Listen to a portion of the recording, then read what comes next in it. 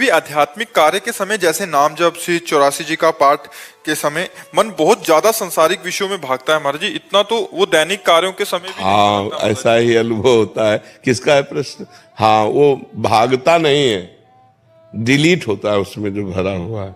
जैसे मोबाइल में कोई मैसेज डिलीट होना तो पहले सामने आता है ना, तो ऐसे जब वो सांसारिक कार्य करता है तब वो कवर करता है, अंदर अपने लेता है। जब हम नाम जप करते हैं, ध्यान में बैठते हैं, भगवत चिंतन करते हैं या भगवत पाठ करते हैं, तो उस जैसे वो चिप है ना, ऐसे एक मन है भागवतिक चिप, अनंत जन्मों में जो जो हुआ है वो सब भरा, पूरा का पूरा डिलीट करना है। तो जितना हम नाम जप करते उतनी गंदी गंदी बातें जो हम सोचना भी नहीं चाहते, देखना भी नहीं चाहते, करना भी नहीं चाहते, वो भी सब बातें उससे निकलती। कभी ऊट पटांग की बातें निकलती, कभी भूत की, कभी भविष्य की चिंता की। तो हमको उसको शांत भाव से रहना, निरपेक्ष दृष्टा भाव। हमको ना तो परेशान होना है और ना अच्छा लगना चाहिए। बिल्कुल दृष्टा भाव से अपने कार्य में हम मगन है, नाम जप करने में। वो फेंक रहा है गंदी बातें, वो निर्मल हो रहा है। जितना निर्मल होता जाएगा उतना आनंद आता जाएगा। और जहां पूरा निर्मल हुआ तो निर्मल जन मन सो मोहि पावा, मोहि कपट छल छिद्र न भावा। तो हमको ये देखना चाहिए हमारे मन रूपी चिप से ये सब डिलीट हो रहा है, आ नहीं रहा। आता तब है जब हम भगवान से विमुख होकर के क्रियाएं करते हैं, तो सीसी कैमरे की तरह मन सब कवर करता रहता है। और जब हम भगवान का भजन करते हैं तब वो सब डिलीट होती रहती है। तो कवर करना कम करो, हम नाम जप हर समय करते हुए क्रियाएं करें, देखना सुनना सब में भगवान की भावना करें, तो हमारे मन में अच्छी चीजें जा रही हैं। और जो बुरी चीजें भरी है वो डिलीट होती चली जा रही। तभी तो समय लगता है ना, नहीं तो ऐसे तत्क्षण भगवत प्राप्ति हो जाए। एक नाम भगवत प्राप्ति करा दे। एक नाम त्रैलोक ही तारे, जो न ले सो जन्म ही हारे। एक बार जिन नाम ली हित सो होए अति दीन। हित सो मानो प्रेम से और अति दैन्य होकर, तो प्रभु एक बार में दर्शन दे दे।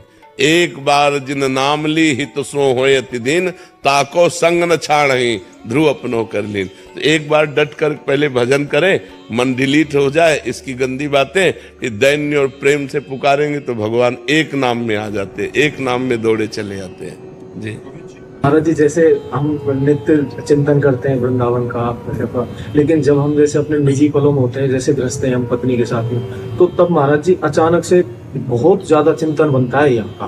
हाँ, बहुत बढ़िया है, बहुत बढ़िया है महाराज जी। अंदर से मन ऐसे लगता है जैसे आप बताते हैं कि अंदर से नाटक ऐसे करो सबके। हाँ बिल्कुल बिल्कुल महाराज जी, उसमें कमी आती है। हाँ, किसमें? व्यवहार करने में नहीं, कमी नहीं आनी चाहिए।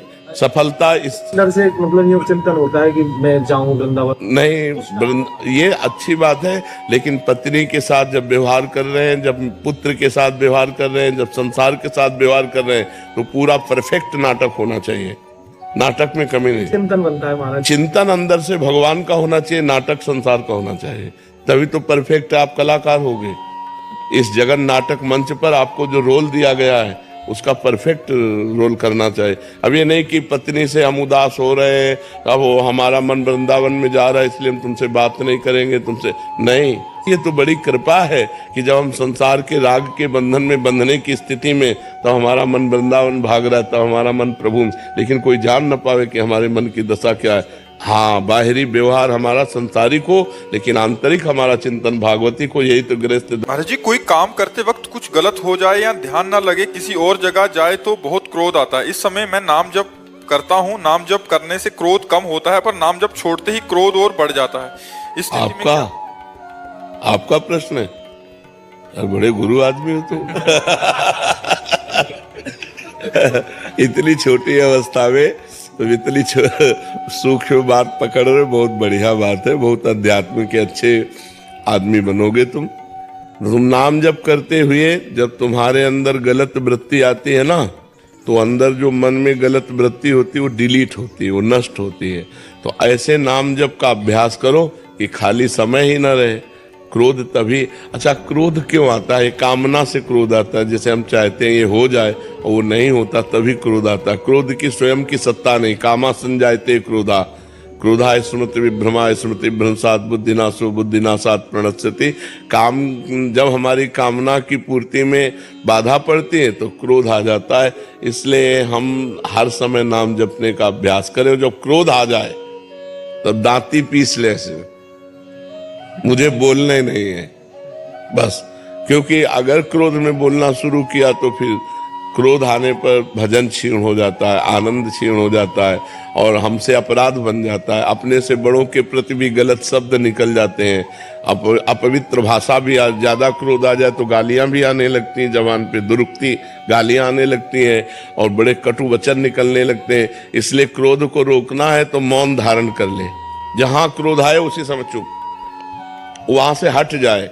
जहां जिस अवस्था में क्रोध आ रहा हो उस परिस्थिति का त्याग कर दे, एकांत हो जाए, मौन हो जाए, उस समय बचे। अब ये नहीं कि भिड़े, अगर भिड़े तो फिर क्रोध आ गया, फिर गाली गलौज, फिर मारपीट, फिर हिंसा। इससे जितना बचा जा सके, ये राक्षसी प्रवृत्ति है। क्रोध जो है ये आसुरी प्रवृत्ति है, ये नाश कर देती है। इसलिए सबको इससे बचना चाहिए। जिस समय क्रोध आ जाए उस समय मौन हो जाओ, जिस समय क्रोध आ जाए उस समय हट जाओ। जिस समय क्रोध आवे जोर जोर से राधा राधा बोलने लगो, क्रोध शांत हो जाए। गुरुदेव, कुछ समय पहले तक शराब और गंदे आचरणों से लिप्त था, फिर 6 महीने पहले श्री जी की कृपा से आपकी शरणागति मिली, शराब छूट गई, भोजन भी सात्विक हो गया, नाम जप भी खूब बढ़ा। परंतु मैंने अपने घर में उसका वखान करना शुरू कर दिया, जिससे नाम जप अभी थोड़ा कम होना शुरू हो गया। महाराज जी, श्री जी से क्षमा मांगी, पुनः नाम जप करना भी शुरू हो गया।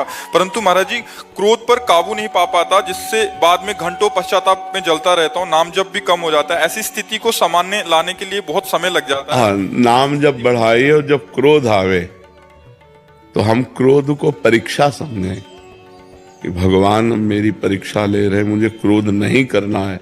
ये भजन के विघ्न है, काम, क्रोध, लोभ, मोह, मद, मत्सर, अहंकार नहीं करना, ईर्ष्या नहीं करना, परिवार से मोह नहीं करना, क्रोध नहीं करना, काम भावना से किसी पराई स्त्री को नहीं देखना। तो जब हमारा मन क्रोध में आवे तो सावधान, राधा राधा राधा राधा राधा बोलना नहीं, हमें उस विषय में नहीं बोलना। वो ऐसे हट जाना है जैसे हम अभी बात ही नहीं कर रहे थे। बिल्कुल पीछे तुरंत मुड़िए, हटिए और चल दीजिए। उत्तर चाहे बालक क्यों न हो, उस समय हट जाइए, फिर बाद में समझाइए। क्रोध के लिए उस समय वो स्थान, वो परिस्थिति आपको छोड़नी पड़ेगी। नहीं तो जहां प्रति उत्तर हुआ तो गालियां आएंगी, फिर वो क्रोध अपना स्वरूप प्रकट कर देगा। तो वो बुद्धिमानी यही कि तुरंत मौन होइए और वहां से हट जाइए। महाराज जी, अपने बच्चों को भी डांट देते हैं, मैं इतना जलता हूँ। हम ये कह रहे हैं कि बच्चों को डांटने का नाटक किया जाता है क्रोध का। तो तुम अगर ऐसे गलत बात किए तो, और समझ रहे हो, अगर पढ़ाई ठीक से नहीं की ना तो आप, हमें अंदर कोई क्रोध नहीं। क्रोध का नाटक करना और क्रोध होना, ये थोड़ा अंतर है। बच्चे में क्रोध को करना होता है, परिवार में क्रोध करना होता है, जरूरी है। जैसे छोटे छोटे बच्चे हैं, अगर वो भयभीत हमसे नहीं हुए, थोड़ा भय होना जरूरी। यार अगर हमने जो पापा ने कहा वो पाठ नहीं तैयार किया तो मारेंगे, यार हम कोई गलती करेंगे हमारे पापा जानेंगे, तो उनको भय होना जरूरी। भय से वो सत्मार्ग में चलेंगे, लेकिन इतना भय भी नहीं कि वो आपसे दूरी बना ले। कभी मित्रवत व्यवहार करके ऐसे बैठते हैं, खेलते हैं कि वो अपनी छोटी सी छोटी कमियां भी आपको बता दें, और कभी पिता की तरह हम होकर उनको डांटते हैं जिससे वो भयभीत होकर के असत मार्ग का त्याग कर दें। लेकिन हमें क्रोध का नाटक करना है, क्रोध नहीं करना, जैसे शिष्यों से करना पड़ता है। तो ये अगर हमको उस समय सोचो तो 100 में 100% हम क्रोधित नहीं हैं। हम अपनी नौकरी निभा रहे हैं, हमें गुरु भाव से उन्होंने स्वीकार किया। अगर उनकी गलतियां बन रही तो हमारा कर्तव्य है उनको डांट करके अच्छे आचरणों में युक्त करना। ऐसे आप पिता है, अगर अपने पुत्र को अच्छे आचरणों से युक्त करना है तो कभी कभी क्रोध का नाटक करना पड़ता है। तो अगर पिता का शासन पवित्र है तो अब आजकल शासन ही नहीं रह गया है। बच्चे पढ़ लिख करके माता पिता का अपमान कर रहे हैं, माता पिता की अवहेलना कर रहे हैं, क्योंकि बच्चापन से डाली नहीं गई बात। खेलने के लिए मोबाइल दे दिया गया और धीरे धीरे धीरे धीरे वो मोबाइल से इतने गंदे आचरणों में प्रयुक्त हो जाते हैं, इतनी मलिन बुद्धि हो जाती है कि अपने पूज्य माता पिता का अपमान करने लगते हैं, अवहेलना करने लगते हैं, और इतना दूर निकल जाते हैं सतमार्ग से कि लौटना मुश्किल हो जाता है। गंदे गंदे व्यभिचार में, व्यसन में फैल जाते हैं। तो ये क्रोध करना अनिवार्य है, पर क्रोध अंदर से नहीं, बाहर से नाटक करना है। क्रोध का नाटक करना है, अंदर से करोगे तो आप परेशान हो जाओगे। बस वो मारना नहीं है, मारने की एक्टिंग पूरी करनी है, बाप रे आज तो बच गए, ऐसा करना है। क्रोध का अंदर हृदय में प्रवेश ना होने पाए, अगर बाहर से हम नाटक करें तो अच्छा रहेगा। परिवार में अगर अब माता पिता शराब पी रहे हैं, माता पिता गंदी बातें कर रहे हैं, माता पिता गंदे दृश्य देख रहे हैं, तो बच्चों पर आचरण नहीं पड़ेगा।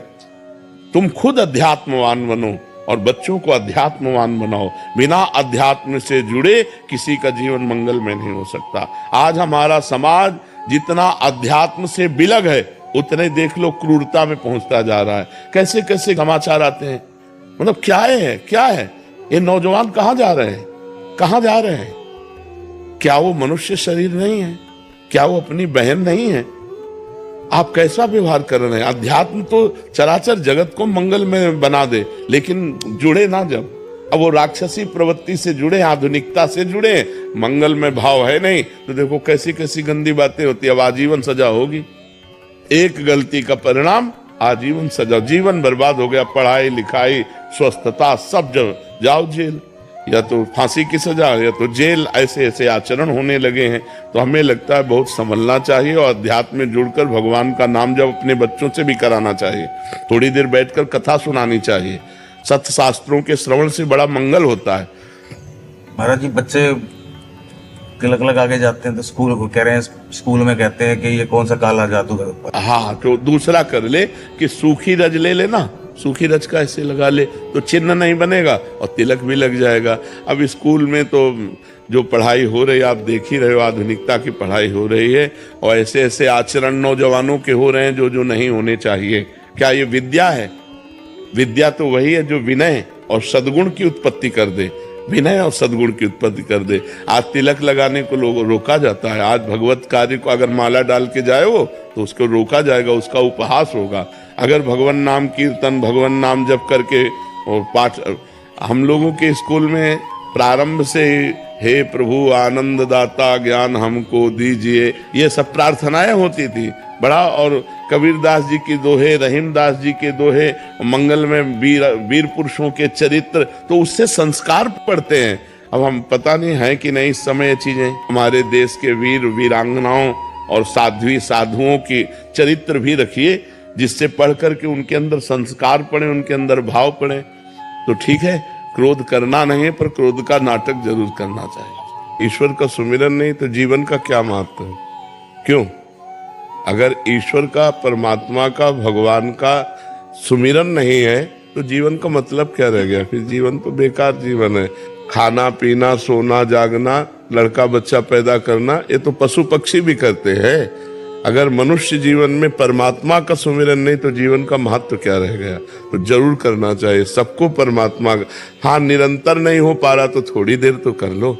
रोज नियम बना करके करोगे तो धीरे धीरे उसको बढ़ाते चले जाओ, निरंतर परमात्मा का सुमिरन होने लगे। यही मनुष्य जीवन की सार्थकता है। चाहे जिस संप्रदाय में हो, यदि परमात्मा का सुमिरन नहीं है तो कल्याण होने वाला नहीं। सुमिरन से कल्याण होता है।